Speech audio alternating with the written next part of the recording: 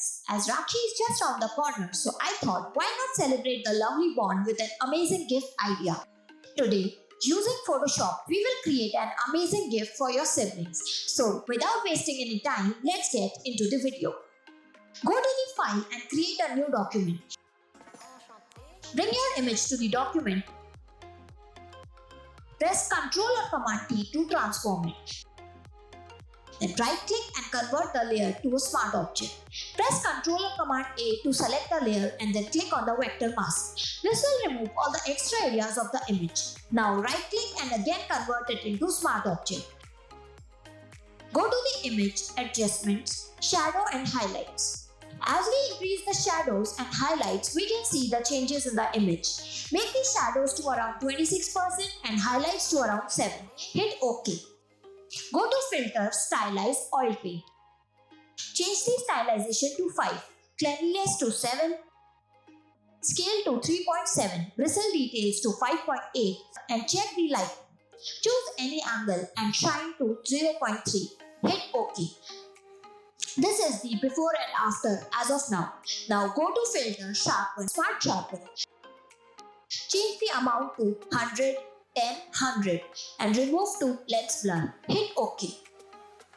Go to Filter, Blur, Surface Blur. Again go to Filter, Filter Gallery. In the brush strokes, choose Accented Edges. Change the values to 128 and 1. Hit OK. Go to Filter, Noise, Add Noise. Change the amount to 1. Hit OK. Again go to Filter, Other, High Pass. Change the radius to 2 and click OK. Double click on this icon near High Pass and change its blending mode to Overlay. Go to Filter, Filter Gallery. In the texture, choose Texturize. Again here in the texture, choose Sandstone. Scale it to 50 and release to 3, hit OK. As you can see, an amazing texture has been applied to our canvas. Now, let's add some tones to our picture.